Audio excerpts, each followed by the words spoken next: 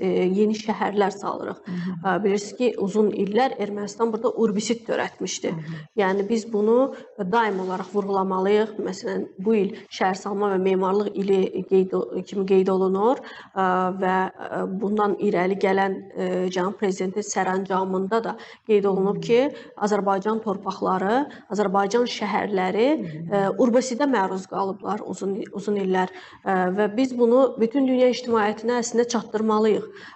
Forumda veriləcək mesajlardan biri məhz bu olmalıdır. Yəni, əsas mesaj bu olmalıdır. Biz beynəlxalq ictimaiyyətə çatdırmalıyıq ki, Azərbaycan hansı səviyyədə torpaqlarını işğaldan azad edib, dağıdılmış şəhərlərini bugün qurub yaradır. Biz qurub yaradan xalqıq. Yəni, biz tarixi ədaləti bərpa edən xalqıq. O cümlədən Dünya Şəhərsalma Forumuna ev sahibliyi edirik. Çünki hazırda məsələn bir çox ərazilərdə müharibələr, münaqişələr davam edir. Azərbaycan uzun illər münaqişə məkanı kimi anılıb. Yəni, təəssüflər olsun ki, bu beynəlxalq ictimaiyyətdə bu cür olub. Ancaq hazırda sabitlik baxımından, təhlükəsizlik baxımından böyük irəliləyişlər əldə olunub Cənubi Qafqazda. Artıq beynəlxalq tədbirlərdə, platformalarda Cənubi Qafqaz dedikdə məhz sülhdən danışılır.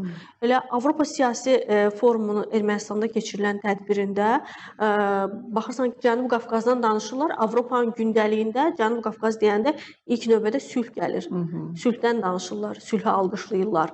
Yəni, Bakı bugün, Azərbaycan bugün sülhü danışır, sülhü alqışlayır. O baxımdan da bütün dünya ictimaiyyəti bugün Azərbaycanda davamlı inkişaf, dayanıqlı şəhərsalma təcrübələri və bu sahədə qlobal bir platformaya çevrilir. Azərbaycan bundan öncə də bir sıra qlobal məsələlərin həllində mühüm platforma olub. Dekolonizasiya, daha sonra iqlim dəyişmələri, ətraf mühitlə bağlı bir sıra məsələlərdə məhz Azərbaycan qlobal məsələlərin həllinə yön verən ölkə kimi çıxış edib. Biz COP29-da necə öz təşəbbüslərimizlə çıxış etdik, 14 təşəbbüs irəli sürdük və beynəlxalq təşkilatlar, o cümlədən dünya dövlətləri bizim təşəbbüslərə qoşuldular, imza atdılar və eləcə də bu tədbirdə Azərbaycan öz təşəbbüsləri ilə çıxış edir.